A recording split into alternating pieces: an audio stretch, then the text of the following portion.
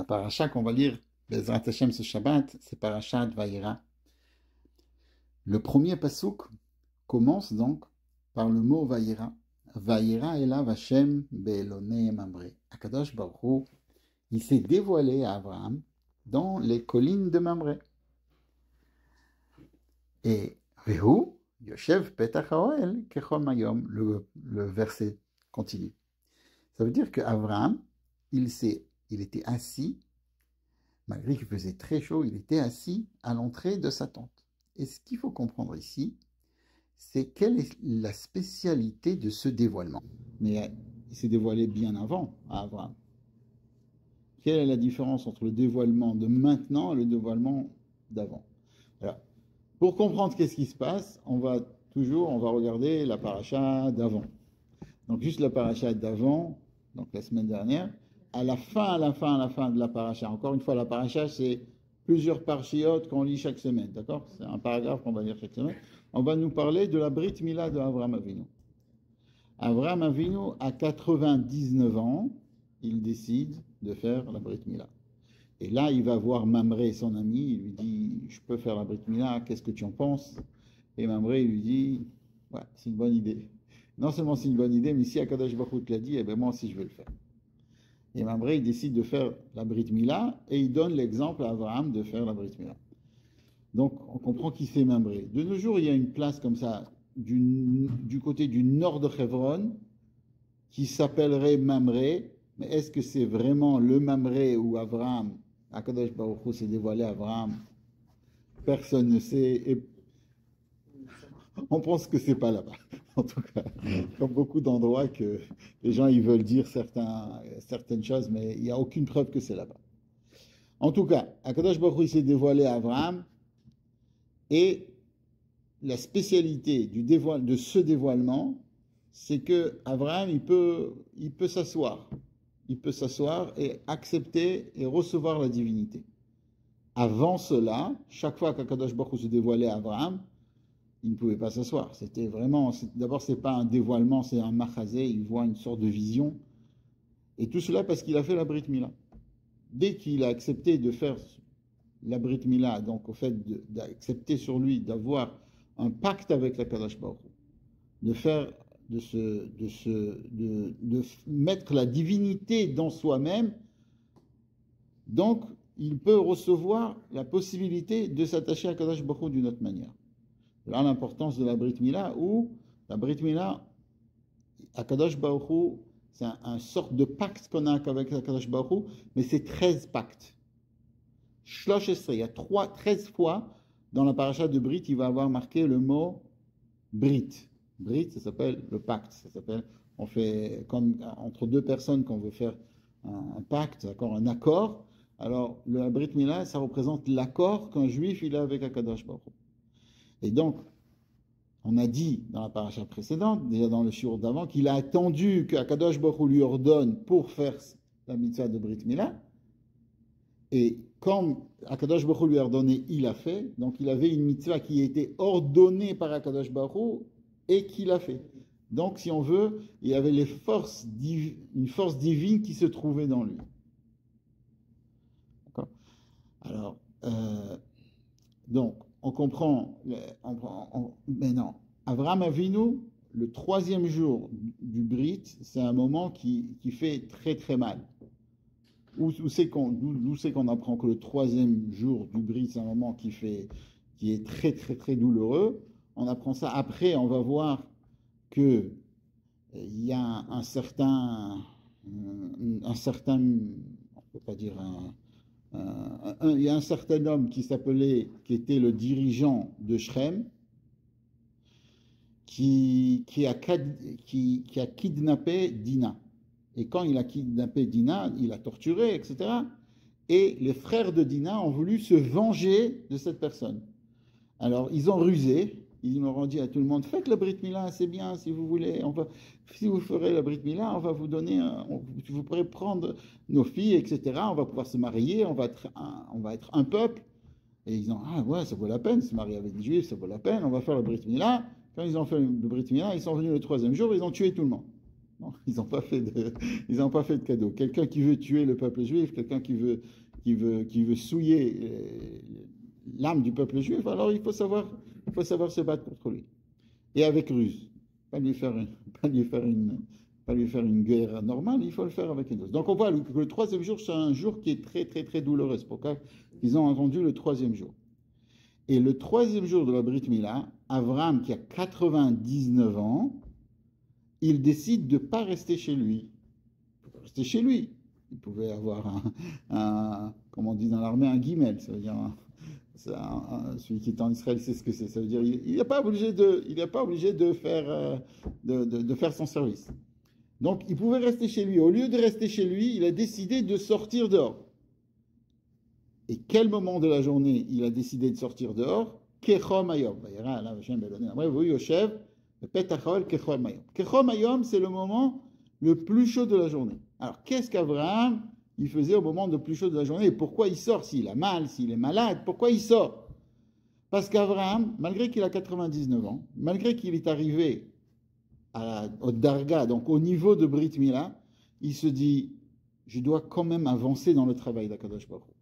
Et sûrement, je peux faire quelque chose pour influencer le monde encore plus, pour changer le monde, pour faire la mission dans laquelle j'ai été voué dans le monde.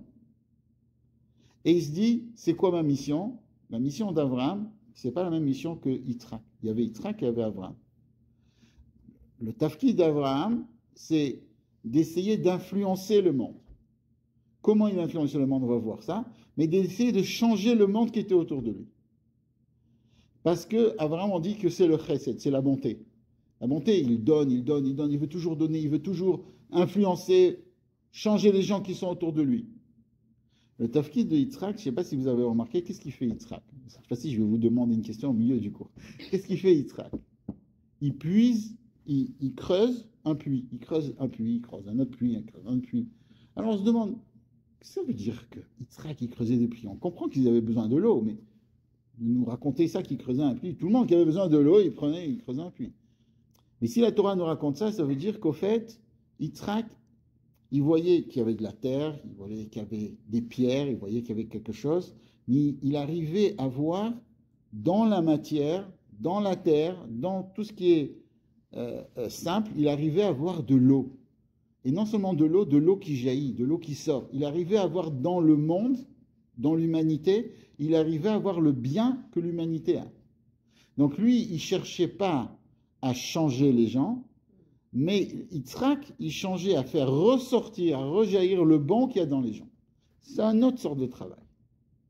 Mais, et comme nous, on est les enfants d'Abraham et les enfants d'Yitzhak, bien sûr, notre rôle est de faire les deux. Des fois, il faut influencer les gens qui sont autour de nous, mais des fois, il ne faut pas influencer les gens qui sont autour de nous. Il faut essayer de voir le bien qu'ils ont dans eux. Il faut essayer de voir le bien et surtout d'essayer de leur faire ressortir leur eux-mêmes. Ça veut dire leur eau qu'ils ont dans leur terre. Leur terre, c'est quelque chose qui est recouvert. C'est la couverture. Donc, on reprend ce qu'il faisait Abraham. Donc, on va parler maintenant dans cette paracha du travail d'Abraham. Donc, dans le travail d'Abraham, lui, il veut influencer. Alors, comment il influençait? Il avait un certain système. Il faisait comme ça. Il était dans le désert. C'est pour ça que c'est difficile de dire que Éloné et Mamré qui disent de nos jours, c'est l'Éloné et Mamré qui était du temps d'Abraham, parce que Éloné et Mamré de nos jours, ça se trouve au nord de Hebron.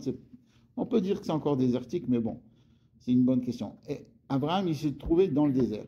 Dans le désert, il n'y avait rien. Il n'y a rien dans le désert. Il n'y a pas d'eau, il n'y a pas d'eau. Et lui, il avait une tente, et la tente avait 4 ouvertures, pour que chacun puisse venir, même si quelqu'un vient du nord ou du sud ou de l'ouest, etc., il sache qu'on peut rentrer dans cette tente. Et il disait à tout le monde, qui c'est qui veut manger? Qui c'est qui veut boire? Alors tout le monde, quelqu'un qui est dans le désert, il n'a pas de quoi manger, qu'est-ce qu'il fait? Il cherche un endroit. Il ne peut pas aller au restaurant, il peut chez Abraham. Et là, il mangeait, il leur donnait tout ce qu'il fallait, c'était un chesed, il avait une achnasat orim, il recevait les invités. Et à la fin, il leur disait, vous savez, il faut bénir Akadosh Baruch Hu. Il faut remercier à celui qui nous a donné de quoi manger. Et qu'est-ce Et qu'est-ce que les gens ils faisaient? Ils disaient, non, on a bien mangé, mais bon, Akadosh Baruch Hu, c'est une autre affaire. Hein. Laissez-nous tranquilles. Ils disaient, ah, pas de problème. Alors, si vous voulez, peut-être vous payez. Vous avez quand même utilisé, vous avez mangé. Je dis, d'accord. Combien on paye, hein? Combien on paye, je sais pas. Alors, ils disaient, vous savez, quand on achète une bouteille de Coca-Cola en ville, ça a un prix. Quand on achète une bouteille de Coca-Cola au bord de la mer, ça a un autre prix. D'accord? Et si on achète une bouteille de Coca-Cola dans le désert, j'imagine que ça coûte. Donc, il leur disait, voilà, ce mets, cette eau, ce que vous avez bu, ça coûte le prix, le prix dans le désert. Alors, les gens réfléchissaient, etc. Ils disaient, c'est quoi, on préfère bénir Hachem. Il disait, ok, alors c'est quoi? Alors, il leur expliquait, comme ça, il leur expliquait sur Akadosh Baruch Hu. Alors, c'est vrai, c'est une question, encore une fois, à quoi ça sert de forcer quelqu'un à faire quelque chose qu'il ne veut pas faire? Là, c'est une question qu'on pose. Mes frères me disent, mais la réponse, elle est que c'est pas qu'ils ne voulaient pas faire. Ils ne prenaient pas assez d'attention dans leur vie. Ils n'avaient pas assez de temps d'y penser à c'est quoi la divinité. Mais des fois, quand on est affronté à quelque chose, à une toute petite difficulté, on se dit, ok, je réfléchis. Et quand on réfléchit, alors on prend la bonne décision. Ça veut dire, celui qui vraiment il ne voulait pas, ben, il payait. Il ne mettait pas, mettait pas comment on dit, le couteau à la gorge.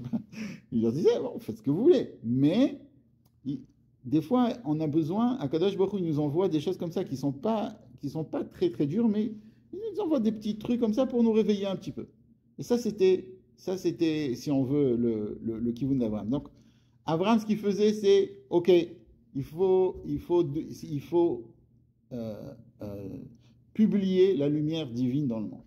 Et c'était quelque chose de tout nouveau, parce qu'avant Abraham, les gens ils pensaient que c'était impossible que ce ne soit pas les astres, que ce soit les forces qui se trouvent dans le monde qui dirigent le monde. Donc c'était une idée qui était vraiment pas connue. Et chaque instant d'Abraham, il voulait donc profiter de chaque respiration qu'il avait pour pouvoir influencer le monde. Et c'est pour ça qu'on nous dit que malgré qu'il avait 99 ans, donc il était déjà arrivé à un niveau très très très élevé dans la diffusion et dans son travail, pas de vacances, pas de retraite, rien du tout. Malgré qu'il était malade, il a continué. C'est un message que nous, en tant que descendants d'Abraham, on a. Jamais se dire, ok, on a fait assez, on a déjà donné. Il faut toujours continuer et jamais s'arrêter. Et là, qu'est-ce qu'il mérite? Hachem se dévoile à lui. Parce que quand quelqu'un il fait quelque chose de difficile, il ne se dit pas, ah bon, je suis âgé, j'arrête. Il continue, il continue à donner. Alors Akadosh Baruch Hu se dévoile à lui. C'est impossible qu'Akadosh Baruch Hu ne se dévoile pas, à chacun à son niveau, hein, si quelqu'un il fait quelque chose de difficile. Et qu'est-ce qu'il lui dit là? À ce moment-là, il lui promet quelque chose qu'il attendait depuis très très très longtemps. Il lui promet, bien sûr, à la fin de l'histoire, c'est d'avoir des enfants. D'avoir un fils qui va s'appeler Yitzhak, qui lui sera le descendant, qui lui va continuer la ligne du judaïsme de sa manière. Yitzhak, il ne va pas travailler à Kadosh Baruch Hu comme Abraham a travaillé, parce que chacun avait sa manière, mais va continuer la lignée d'Abraham. Alors, ça, si on veut, ça c'est le début de la paracha. Après, on continue une autre histoire. On nous raconte l'histoire de Lot. Dans la paracha, on va parler de Lot. On va expliquer qui c'était Lot et qu'est-ce qu'il faisait. Et à la fin de la paracha, on va parler de quelque chose qu'on a parlé ici dans un cours au début, je crois que c'est le deuxième cours, de Akedat Yitzhak, donc du sacrifice de Yitzhak par Abraham. On va voir ça veut dire quoi et qu'est-ce qui s'est passé. Alors on va parler de Lot, je ne sais pas si on va avoir le temps de parler de tout, mais en moins de Lot. Qui c'était Lot et qu'est-ce qu'il a fait? Donc, je ne sais pas si je vous ai dit, quand ils viennent, Abraham il cherche à faire donc le chesed, à faire son travail, mais ce qui se passe, c'est qu'Abraham ne trouve personne dehors. Pourquoi? Parce qu'Akadosh Baruch Hu, il a fait exprès de sortir le soleil, si on peut, c'est une image, d'accord, qu'il fasse un peu plus chaud que d'habitude. Je pense que si le soleil il sort complètement, on ne peut pas vivre. Mais il faisait très, très, très, très chaud. Et pourquoi Akadosh Baruch Hu, il a fait ça? Pour qu'Abraham ne se fatigue pas. Il s'est dit, si je vais faire qu'il fasse très chaud, les gens ne sortent pas dehors. Donc s'ils ne sortent pas dehors, il n'y aura pas d'invités. Donc Abraham il ne va pas se fatiguer, il va rester chez lui. Mais Abraham, comme on a dit, c'est Abraham, il s'est dit, quelqu'un qui se bat, il sort dehors quand même pour chercher des invités malgré qu'il faisait chaud. Alors là, à ce moment-là, Akadosh Baruch Hu lui envoie 3 anges. D'accord? Et ces 3 anges, ils pensent que c'est des humains.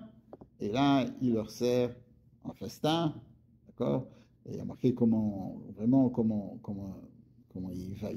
va prendre un taureau, il l'amène à ses anges. Bon, il y a toute l'histoire. Et chaque ange avait un but. Un humain, il peut faire plusieurs choses. Un humain, il peut parler gentiment à son fils et après le gronder. D'accord? Il peut faire ça, il peut faire ça. Un ange, non. Un ange, il a une mission, il fait une mission, il la fait bien et c'est tout. Il fait pas 2 choses en même temps. C'est pour ça qu'il y a 3 anges et chaque ange avait une mission. Il a fait sa mission et c'est tout. D'ailleurs, quand Akadosh Baruch Hu, il s'est dévoilé à Abraham, quand il a vu les invités, il a dit à Akadosh Baruch Hu, s'il te plaît, laisse-moi faire la mitzvah. laisse-moi faire, je veux faire la Khnasat Orchim.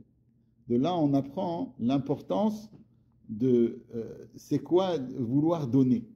Même quand il est en train de parler à Akadosh Baruch Hu, quand il est en train de communiquer avec Akadosh Baruch Hu, il s'est dit, ok, Akadosh Baruch Hu, s'il te plaît, je vais faire la mitzvah, je vais m'occuper de notre être humain. Tu vois, on voit l'importance d'Abraham, comme il tenait à faire cette mitzvah.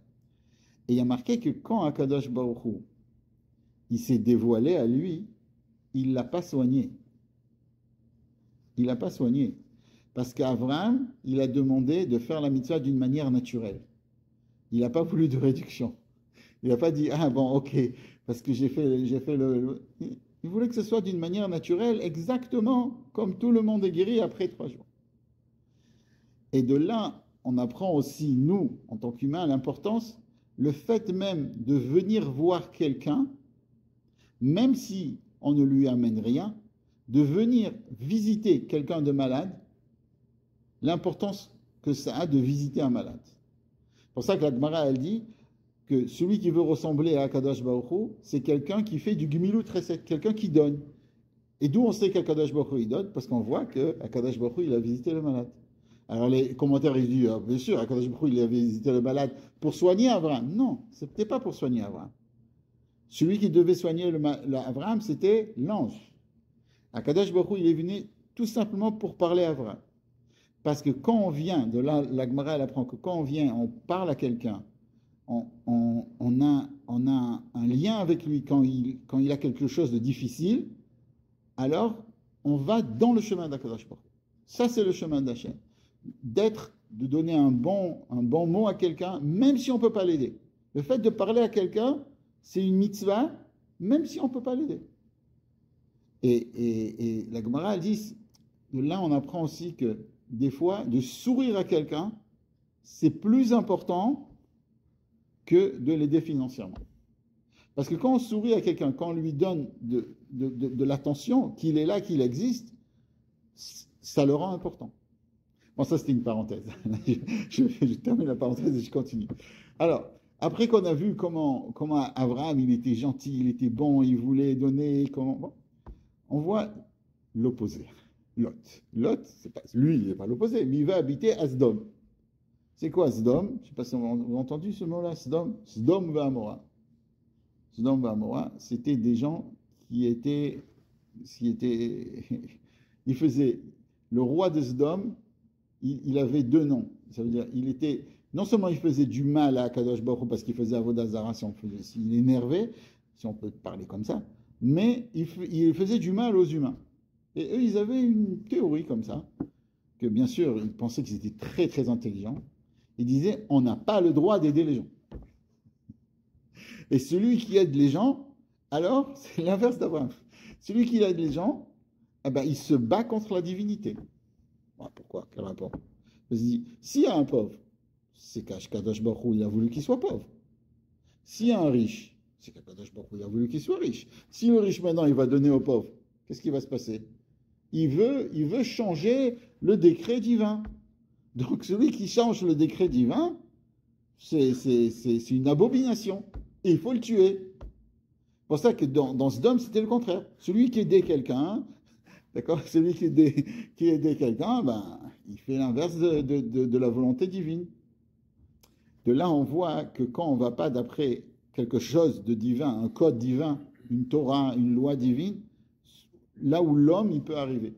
Bon, après, on a vu dans l'histoire les abominations que les hommes peuvent inventer, etc. On a vu du temps des nazis, etc. Mais c'était un peu ça. Ça veut dire, ils avaient une idée comment garder leur argent.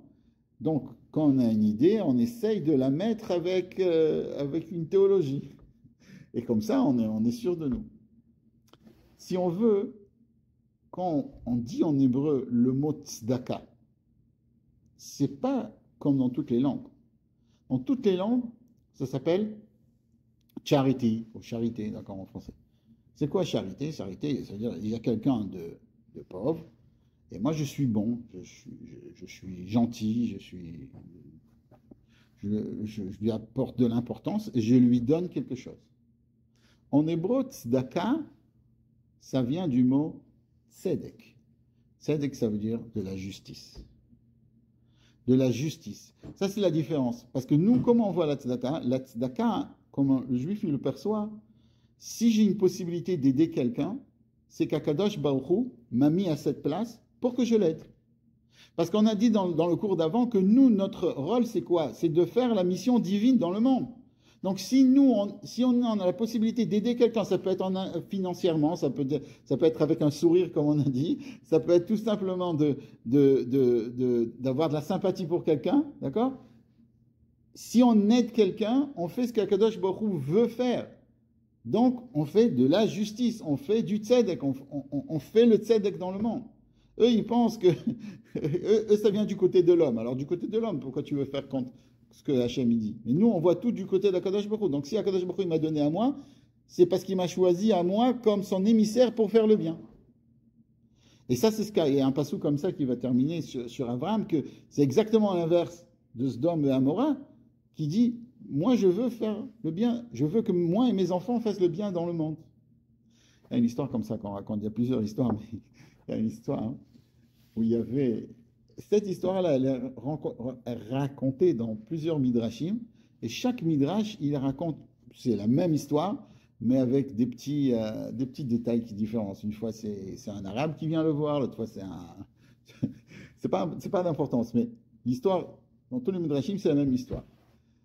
Il y avait un vieux monsieur, non, il y avait un monsieur, qui n'était pas vieux, et il travaillait dans le champ, mais c'était un homme très très bon et très très juste.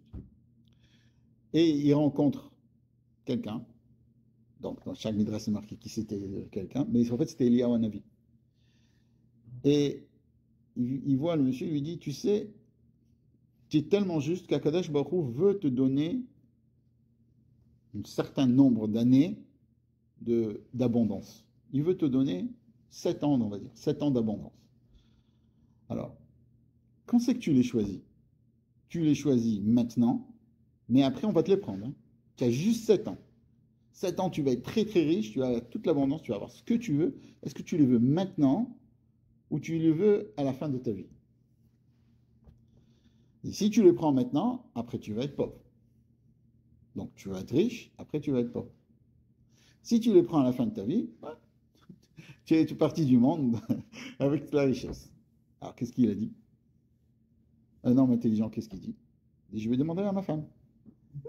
Ma femme, ce qu'elle va dire, je vais lui dire. Okay. Il est allé, il a demandé à ma femme, il s'est dit, femme, qu'est-ce qu'on fait?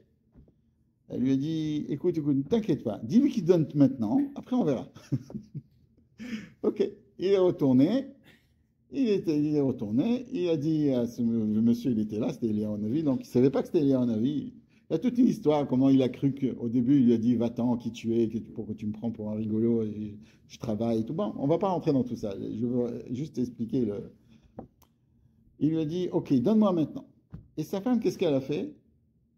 Elle a pris, lui, il voulait commencer à vivre comme il faut, puisqu'il devait être riche. Elle a dit, non, tu vis normalement. Tu vis normalement comme tu vivais avant, mais ce que tu as besoin, maintenant tu as. C'est tout.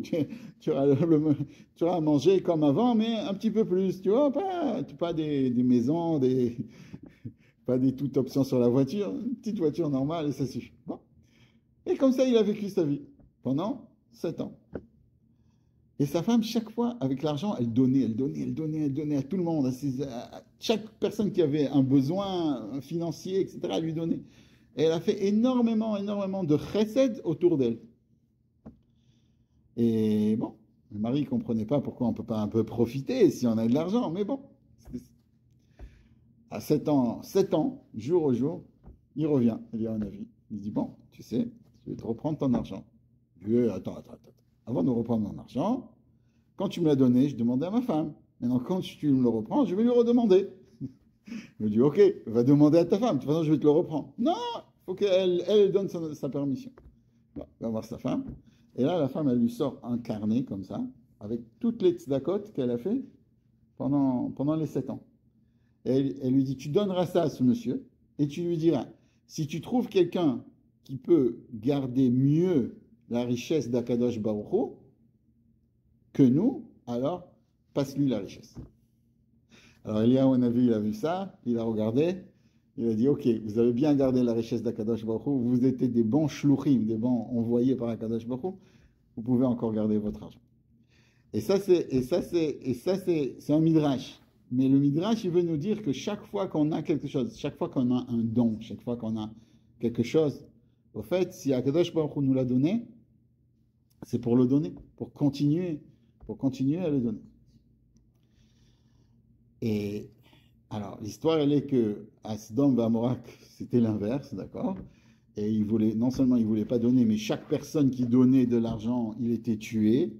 Il y a eu toute une histoire avec la fille de Lot qui a été tuée d'une manière atroce parce qu'elle a osé donner de l'argent à un pauvre. Et là, à cause de cette histoire, Akadosh Baruch Hu, il a décrété de détruire Sodome et Gomorrah.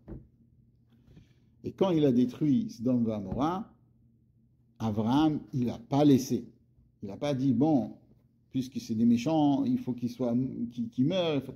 Abraham, il a prié, pour que peut-être on puisse sauver Sodome et Gomorrah. Peut-être il va aller faire tchouva, peut-être on va essayer de le faire repentir. Parce qu'Abraham, qu'est-ce qu'il voulait? Il faisait repentir tout le monde, il essayait d'influencer, il s'est dit, peut-être je vais réussir. Il a dit, non, il n'y a rien à faire. Mais il a réussi, Abraham, à sauver son neveu, Lot, sa femme et ses enfants. Alors, quand ils sont partis, il y a toute une histoire, mais quand ils sont sortis de Sodome et Gomorrah, les Melachim, les anges, ils ont dit à la fin à Lot, ils ont dit, fais attention, tu n'as pas le droit de te retourner derrière, de te retourner derrière pour voir ce qui se passe aux gens de Lot. Parce que comme eux aussi, ils étaient, si on veut, aussi, ils n'étaient pas des tzadikim, mais ils ont été sauvés par le sroud d'Abraham. Donc, il fallait pas qu'ils voient ce qui se passe aux autres, de peur qu'eux aussi ils soient punis. Pourquoi eux ils sont punis, eux ils sont pas punis? Donc, toute une histoire. Pourquoi? Et la femme de Lot, qui était donc de Sodome, qui a grandi dans Sodome, elle n'a pas pu se retenir, elle a regardé derrière, et elle est devenue un Etziv Melach, elle est devenue un stel de sel. Et les commentaires, ils demandent la question, comment se fait-il et pourquoi elle est devenue du sel? Pourquoi on ne l'a pas punie par autre chose? Alors, le Midrash, déjà, il nous dit que la femme de Lot, elle venait de Sodome, elle a grandi de Sodome, elle avait la nationalité sdomite, elle n'avait pas la mentalité du tout de Lot, et à chaque fois, c'était des étincelles, parce que Lot, il voulait absolument donc aider les gens, puisqu'il venait de la maison d'Abraham, et elle faisait l'inverse. D'ailleurs, la fille de Lot, elle est morte, elle a été tuée par les gens de Sodome parce qu'elle, justement, elle a voulu sauver un pauvre. Et cette fameuse dame qui a regardé par derrière, d'accord, et qui est devenue une stèle de sel, quand les anges ils sont venus voir Lot pour le sauver, elle a raconté à tout le monde comme quoi elle avait des invités à la maison pour qu'on vienne prendre ses invités et les tuer. Elle ne savait pas que c'était des anges. Et comment elle a fait ça? Elle a dit, vous n'avez pas un peu de sel? parce que j'ai des invités chez moi. Alors les gens, ils ont compris, etc. Peut-être elle n'a pas fait exprès, mais toujours est-il que les gens, ils ont compris à cause de ça. C'est pour ça qu'elle a été punie avec le sel. Bon, alors ça, c'est le sens, le midrash. Mais si on regarde dans la chassidoute, il y a un sens plus profond dans cela. Le sel, ça représente de garder. On préservait à l'époque, maintenant on met dans le frigidaire, mais à l'époque ils mettaient dans du sel et comme ça ils prenaient de la viande, ils mettaient dans les bateaux, ils pouvaient faire des mois et des mois avec de la viande salée. D'accord? Le sel, ça représente quelque chose où on peut préserver quelque chose d'un côté, et d'un autre côté, c'est quelque chose qui est perdu. Il n'y a pas de vie dedans. Justement, parce qu'il n'y a pas de vie dans le sel, donc ça va prendre toutes les microbes de la viande, et hop, ça va les tuer, et après on va avoir une viande sans microbes. Mais ça a les deux côtés. D'un côté, ça sale, et d'un côté, ça tue. Si on met un petit peu, alors le mets, il est beaucoup meilleur, et on peut donc garder le produit qu'on a grâce au sel. La Gemara, elle raconte une histoire terrible d'une famille très très riche, et très très très très riche, du temps du deuxième temple. Après, quand les Romains ils sont venus, ils ont été tués par les Romains. Et de cette famille, il est resté une descendante qui était très très pauvre. Et il y a une description de la pauvreté de cette descendance. Et elle raconte à Rabbi Yochanan que ses parents, sa famille, n'ont jamais su donner aux autres. Enfin, ils donnaient, mais pas par rapport à leur richesse. Eux, si on veut, c'était des gens qui étaient très, très, très, très... Il y avait la possibilité de sauver beaucoup, beaucoup de personnes, et comme ils ont eu leur pensée, ils ont sauvé, mais pas comme ils auraient pu sauver quand les Romains ils sont venus. Et là, il lui dit Melach Mamon Chaser. Melach, il y a un terme comme ça dans la Gemara qui dit que si on veut garder notre richesse, mais ce n'est pas que la richesse physique, Gashmi, ce n'est pas que de l'argent. Tout ce qu'on a, il faut savoir donner. Si on a par exemple un certain don, on doit prendre notre don et d'aider avec notre don quelqu'un d'autre. Si on a de l'argent, avec l'argent. On sait faire certaines choses, et quand on fait cela, ça garde ce qu'on a déjà. C'est comme le sel. Et si on fait pas ça, si on donne pas, si on veut tout rester que à nous, alors on n'arrive pas à garder ce qu'on a. C'est une idée. Et je m'explique. On dit comme ça que quand quelqu'un il vient et il met de la divinité dans tout ce qu'il a, dans tout ce qu'il possède, alors on avait déjà dit, au fait, c'est comme si on a un associé qui est avec nous. Donc si quelqu'un, quand il a quelque chose, il associe la divinité avec lui, alors il y a une bracha dans ce qu'il a. C'est comme le sel, si on veut, qui va mettre plus de goût, qui va garder ce qu'on a. Une fois, il y avait un monsieur qui avait beaucoup, beaucoup de problèmes. Il habitait en Italie, il habitait beaucoup de problèmes. Et il devait aux impôts une somme extraordinaire. Et le rabbi de Lubavitch, il lui a envoyé un chèque comme ça. Il y avait, je ne sais pas, $100, $1000. Il n'a pas compris pourquoi. Il lui raconte qu'il a des problèmes, et le rabbi lui envoie $1000. Qu'est-ce qu'il va faire avec $1000? Il ne va rien pouvoir faire avec $1000. Il avait des... Mais il s'est attrapé comme ça, il a dit, s'il m'envoie ça, c'est qu'au fait, il veut s'associer avec moi. Alors là, tout de suite, il a pris $1000, il l'a mis dans son compte en banque, et le fait même qu'il a eu une croyance que le tzaddik il veut s'associer avec moi, ça lui a donné confiance, il est allé voir un avocat. Comme ça, il nous a raconté, il est allé voir un avocat il a sorti de son problème. Ça veut dire que quand on va donner, on va sortir de soi-même, alors Akadosh Baruch Hu, il va s'associer avec nous. Et si Akadosh Baruch Hu, il va s'associer avec nous, alors on va pouvoir réussir. Et c'est pour ça que la femme de Lot qui n'a pas voulu s'associer, alors elle est devenue du sel. Parce qu'elle n'a pas voulu un petit peu saler ce qu'elle avait, un petit peu sortir ce qu'elle avait. Ça, c'est l'image, si on veut, l'image du sel. Alors bon, ça c'était Lot, on a vu les deux opposés, Abraham et Lot. Et la fin de la paracha, j'ai encore quelques minutes, si vous êtes d'accord, je ne sais pas, parce que ça fait un peu long. La fin de la paracha, on parle de Akedat Yitzhak. Akedat Yitzhak, c'est le dernier Nisayon qu'Abraham. Et au fait, Akedat Yitzhak, c'est quand Yitzhak, Abraham, il dit, tu vas prendre Yitzhak et tu vas l'amener comme offrande à moi. Et c'était l'inverse de tout ce qu'avait fait Abraham pendant toute sa vie. Tout ce qu'avait fait Abraham pendant toute sa vie. Parce que toute sa vie, il s'était battu contre les idolâtres qui prenaient les enfants et qui les tuaient et qui faisaient des choses. Et toute sa vie, il a voulu un enfant. Et là, il va prendre son enfant et il va l'amener comme offrande. Akadosh Baruch Hu ne lui a pas dit de le tuer. Akadosh Baruch Hu lui a dit, tu vas l'amener comme offrande. Mais il a compris qu'il fallait faire la shrita. Et quand même, il a été.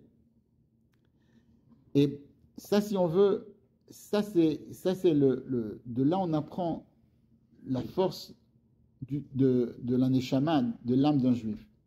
Quand un juif il fait quelque chose, il ne le fait pas vraiment parce qu'il va recevoir quelque chose. Il ne le fait pas parce que il y a des gens qui ont donné leur âme pour une idée. D'accord? Il y a des comment on dit, il y a des Japonais que pour l'idée d'avoir la gloire, ils ont été prêts à mourir. Mais c'est de choisir quelque chose contre quelque chose. La gloire contre la vie. Là, si on veut, Abraham, il a choisi le rien contre, parce qu'il n'allait pas avoir de la gloire, parce on va lui dire qu'est-ce que tu as fait. Il allait rien recevoir de cela. La seule chose qu'il a fait ça, c'est uniquement pour s'attacher à ce qu'Akadosh Baruch Hu lui a dit. Et il a tenu bon. Il a fait, et bien sûr, Akadosh Baruch Hu, il a dit, stop.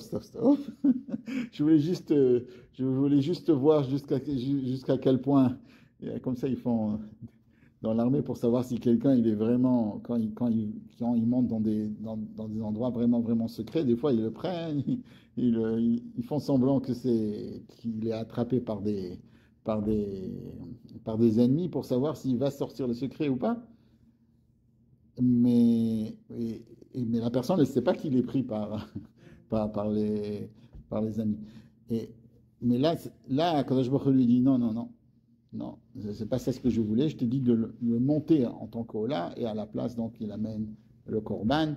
Et c'est une des raisons avec le Korban, le Korban c'est un bélier qui a 2 cornes. C'est une des raisons qu'on sonne du chauffard, comme on avait expliqué ça. Bon.